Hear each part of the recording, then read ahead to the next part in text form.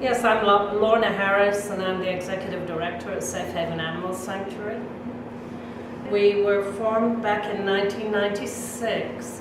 A group of local people got together, and under the leadership of a lady called Juanita Fisher, they formed this organization which was modeled after Best Friends Animal League in Kanab, Utah.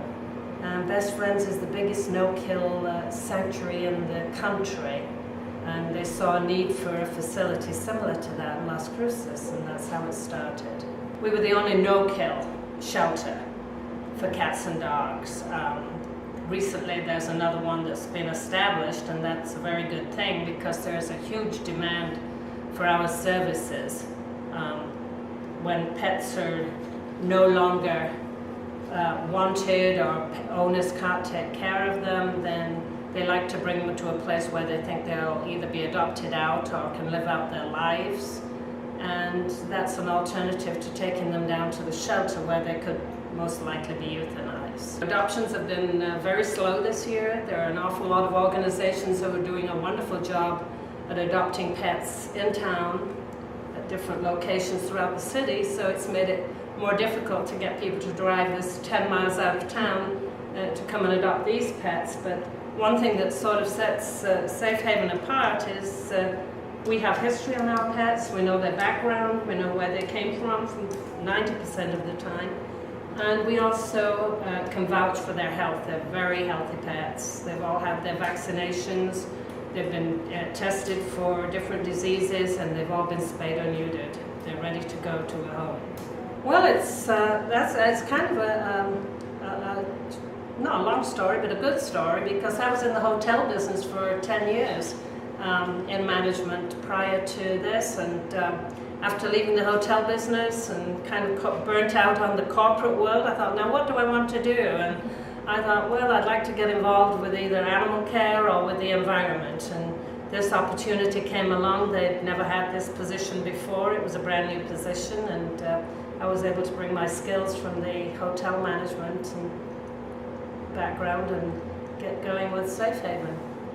Yeah, as far as our intake policy, it's of course on a space available basis, and as I mentioned earlier, demand for our services far exceeds our capacity to accommodate cats and dogs and people's pets. Safe Haven will always qualify people who want to surrender their pets. We try and explore all of the avenues and options for them as far as finding other people who might be able to take care of their pets. Very often they come from all walks of life. Some are strays, very few are strays. Most are owner relinquished, which means the owners, for one reason or another, cannot take care of their pets any longer. Either they're elderly and moving in with family, or they're going into nursing homes. We've had people from White Sands who are being deployed and can't take their pets with them. People are moving out of their home into a rental and aren't allowed to have pets any longer. So all these scenarios and more are why people call us. And so after we've qualified them, then we have added a list of additional resources to our website, and I'll give you that address later on. But there are some other options. Unfortunately, as far as a facility such as Safe Haven, we're the only one in Doñana County. We have a pretty stringent adoption policy, and the reason for that is we want to know that this pet is going to a good home. We don't want to see this pet come back in a couple of weeks or 3 weeks. So there are those in the community who advocate for just finding a home for a pet. Well, if a pet is on death row, then it's either death row or any house, any home. And the any home is very often better than the alternative. We're not faced with that kind of a dilemma here at Safe Haven. We're able to qualify families. If a family comes in, for instance, if you have an elderly couple who come in and want this cute little puppy, that might not be a good match. Maybe a puppy is way too much for an elderly couple to handle. So we kind of try and match people with a pet that we feel will suit their lifestyle. If you've got somebody who's sedentary, they don't want a lab that needs exercising twice a day and will pull them off their leash, you know. So that's, we always try and match people with a pet. And it's not always what they had in mind, but it usually works out. We have very few returns here. And so volunteers are the backbone of this organization, both at the thrift store and out here. We have a total between the thrift store and here of 7 paid staff. Everybody else is a volunteer.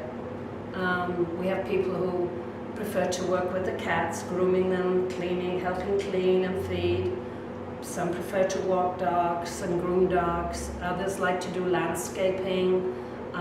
Some like to do maintenance work. When we take dogs into town to the off-sites, we have a team of adoption counselors who are trained in adopting dogs out and matching them up with families and going through the whole process. And so there's something to fit for everybody. Well, we're always in need of supplies. We do have a list on our website of things that we need. We do tabling events around town and are able to get donations from people that way. So we need paper towels, cleaning utensils, cat food, dog food, many items. Blankets in winter, towels for washing dogs. Well, we don't receive any government or state funding. It's all private donations. We receive grants, do grant writing. We operate bequests from people who've left money to us in their will. And the ongoing, we have regular donors who donate every month or once a year, and then we have the one-time donations. Very often somebody will ask that donations be made to Safe Haven as a memorial when family members have passed away. So those are the main sources. The thrift store exists mainly to support the operating budget for the sanctuary. So the bulk of the bills that are amassed every month at the sanctuary are paid for by revenues from the thrift store. Yeah, they're all donated. People bring everything in the back door. I mean, you would not believe the items we receive over there at the store. Everything from large furniture items to small little collectibles, antiques, clothing. And if you visit the store, you'll see how much stuff we have. But all the sales from that, after the overhead at the store, come out here to the program at the shelter. Right, we have a website. It's Shaz, S-H-A-S, Pets, shazpets.com. And there are many links, all the information, volunteer application forms, how to donate, information on the history of the organization. I think you'll find everything there at the website, contact information, directions, seeing as we're tucked away out here on the East Mesa, need directions. We encourage people to come out here and visit, even if they're not wanting to adopt, just come out and take a tour and see what we're all about. The thrift store is at 840 El Paseo Road. You can stop in there and also pick up information on the sanctuary at the thrift store. We have a Facebook page, and at the Facebook page is also our email contact information, which is shazpets@yahoo.com. And then the telephone information is at the website and Facebook page also. Oh, seeing these animals going to homes, you know, knowing that you've saved a life, that's makes it all worthwhile. I think I speak for everybody here when I say that. We all really celebrate when we see a pet go to a new home.